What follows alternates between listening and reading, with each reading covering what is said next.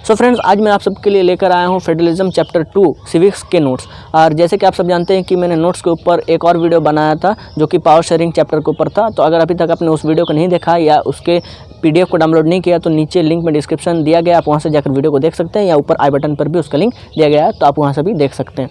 तो आज हम चैप्टर 2 यानी फेडरलिज्म के नोट्स के बारे में डिस्कस करेंगे। और जैसे कि आप जानते हैं कि मैंने अपने पहले वीडियो में भी ये कहा है, इस वीडियो में भी कह रहा हूँ कि मेरे दिए गए नोट्स पढ़ने से पहले आप एक बार NCERT टेक्स्ट बुक को रीड करो। मैं ऐसे इसलिए कह रहा हूँ क्योंकि अगर आप NCERT टेक्स्ट बुक को रीड करने के बाद इन नोट्स को पढ़ोगे तो वो आपके लिए ज़्यादा इफेक्टिव होगा और आपको ज़्यादा अच्छे तरीके से समझ में आएगा, कॉन्सेप्ट भी क्लियर होगा।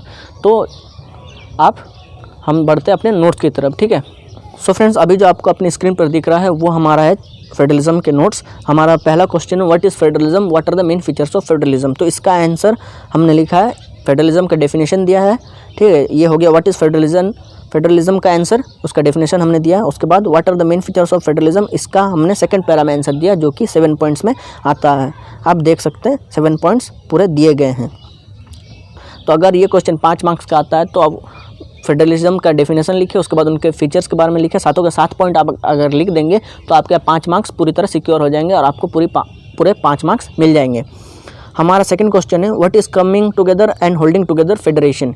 तो दोस्तों, जैसे कि ये क्वेश्चन है what is coming together and holding together federation, तो अगर आप NCERT टेक्स्ट बुक रीड नहीं करते हो इस चैप्टर का और डायरेक्ट नोट्स पढ़ने का सोचते हो तो आपको थोड़ी बहुत दिक्कत आ सकती है। तो इसलिए मैं कह रहा हूँ कि NCERT को पहले रीड कर लो, आप उसके बाद इस नोट्स को पढ़ो तो ज़्यादा इफेक्टिव रहेगा और आपको नोट्स याद करने में भी कोई ज़्यादा डिफिकल्टी नहीं होगी, आप आराम से याद कर लोगे, एक दिन में याद हो जाएगा इनफैक्ट, ठीक है।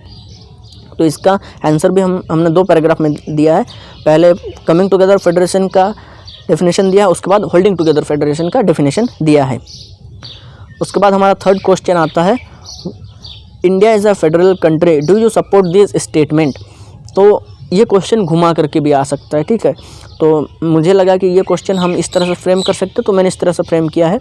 हो सकता है ये क्वेश्चन आपको घुमा करके पूछा जाए, तो इस पर थोड़ा ज़्यादा ध्यान रखना। आंसर हालांकि वो आपका वही सेम रहेगा, हालांकि क्वेश्चन बोर्ड्स में चेंज हो सकता है कि ये मैंने जो क्वेश्चन जिस तरीके का लिखा है 3 नंबर क्वेश्चन उस तरीके से ना पूछा जाए, दूसरे तरीके से पूछेगा। तो आपको बस रियलाइज़ करना है कि ये क्वेश्चन में एक्चुअली पूछ क्या रहा है, तो आप उसके अकॉर्डिंग आंसर दे सकते हो।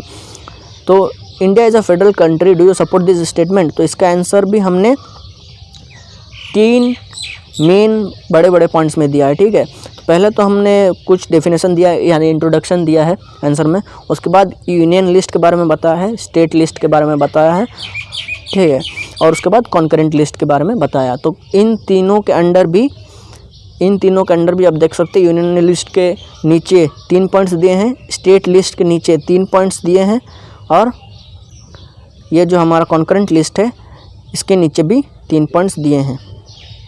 उसके बाद फ्रेंड्स हमारा आता है चौथा क्वेश्चन में आप देख सकते हैं, do you think India is correctly following the concept of holding together federation. तो होल्डिंग टुगेदर फेडरेशन का जो कॉन्सेप्ट है तो क्या वो इंडिया सही तरीके से फॉलो कर रहा है, तो उसके बारे में आपको बताना है। तो इसको भी हमने 4 बड़े पॉइंट्स में लिखा है। तो अगर आप इतने बड़े पॉइंट्स याद नहीं करना चाहते तो आप अपने मन से अपने ओन वर्ड्स में बना करके इसे छोटा भी कर सकते हो आपके सुविधा के लिए। तो ये बड़े पॉइंट्स हमने लिखे थे, तो आप चाहो तो इससे पढ़ करके इन्हें अपने मन से अपने वर्ड्स में लिख करके छोटा कर सकते हो। उसके बाद हमारा क्वेश्चन नंबर 5 आता है, on what basis states were formed in India. ये क्वेश्चन डायरेक्ट क्वेश्चन है, इसमें आपको पूछा गया है कि जो भी इंडिया में स्टेट्स बने थे वो किस बेसिस पे बनाए गए थे। तो यहाँ पर भी हमने 4 पॉइंट्स लिखे हैं। यहाँ पहले एक इंट्रो दिया है, उसके बाद 4 पॉइंट्स में इस आंसर को कवर किया है। ये हो गया हमारा 5th क्वेश्चन। 6th क्वेश्चन पे आते हैं, explain briefly the language policy of India. India में जो लैंग्वेज पॉलिसी है उसको एक्सप्लेन करो। तो इसमें भी हमने 5 पॉइंट्स लिखे हैं, आप इसको भी याद कर लेना, आपको इसमें भी फुल मार्क्स मिल जाएंगे अगर आप 5 पॉइंट्स आराम से रिप्रेजेंट करते हो। तो देखिए दोस्तों, सोशल साइंस में आंसर लिखने के साथ साथ प्रेजेंटेशन देना भी बहुत इंपॉर्टेंट है। ये आपके ऊपर डिपेंड करता है कि आप अपने आंसर को किस तरह रिप्रेजेंट करते हो, ठीक है। आप जितने अच्छे तरीके से अपने आंसर को रिप्रेजेंट करोगे उतनी आपके मार्क्स बढ़ने के चांसेस हैं।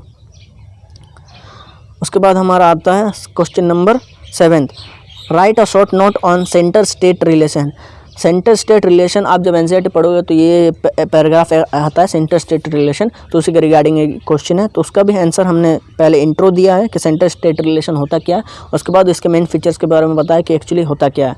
तो आप 5 पॉइंट्स देख सकते हैं। हमने पहले तो 3 पॉइंट्स लिखे हैं, उसके बाद जो चौथा मतलब तीसरा पॉइंट है उसके अंडर और 3 पॉइंट्स लिखे हैं।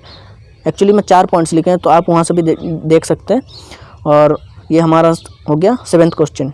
7th क्वेश्चन के बाद 8th क्वेश्चन में आते हैं व्हाट इज़ डिसेंट्रलाइजेशन। तो अगर आप देखें कि व्हाट इज़ फेडरलिज्म और decentralisation, what is decentralisation, federalism और डिसेंट्रलाइजेशन का अगर आप देखें तो लगभग इनका जो डेफिनेशन का मीनिंग है वो लगभग सेम निकलता है, लेकिन आप थोड़ा अपने तरफ से रिप्रेजेंट करना ताकि थोड़ा बहुत दोनों में डिफरेंस दिखे। तो आप देखना कि मीनिंग हालांकि सेम थोड़ा बहुत निकल रहा है। तो what is decentralisation, right the main features of the act 1992। तो व्हाट इज़ डिसेंट्रलाइजेशन, इसका डेफिनेशन हमने दिया। उसके बाद what are the main features of the act 1992। 1992 में एक एक्ट बना था, तो उसके क्या मेन फीचर्स है उनको आपको लिखना है। तो ये पहले हमने डिसेंट्रलाइजेशन का डेफिनेशन दिया, उसके बाद हमने 5 पॉइंट्स लिखे हैं डिसेंट्रलाइजेशन के रिगार्डिंग। ये हमारा डिसेंट्रलाइजेशन का सिर्फ आंसर होगा। और what are the main features of the act 1992, उसका आंसर यहाँ पर है।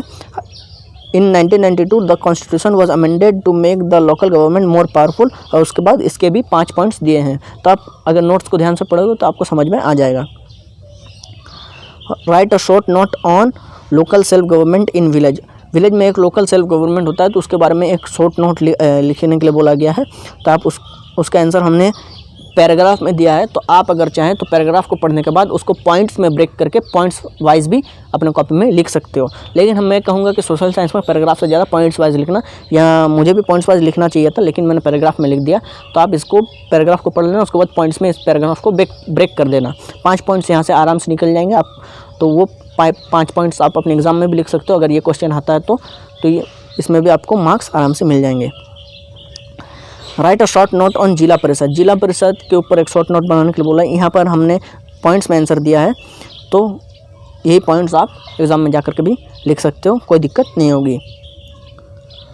उसके बाद लिखा आपका 11th क्वेश्चन है right a short note on municipality. Municipality के ऊपर क्वेश्चन है। तो म्यूनसिपैलिटी कैसे वर्क करता है, उसके क्या मतलब फीचर्स हैं, उनको हमने यहाँ पर लिखा है। 3 पॉइंट से ज़्यादा नहीं है। उसके बाद आपका 12th क्वेश्चन आता है what are the differences between federal and unitary form of government. Federal और यूनिटरी फॉर्म ऑफ गवर्नमेंट में क्या डिफरेंस है।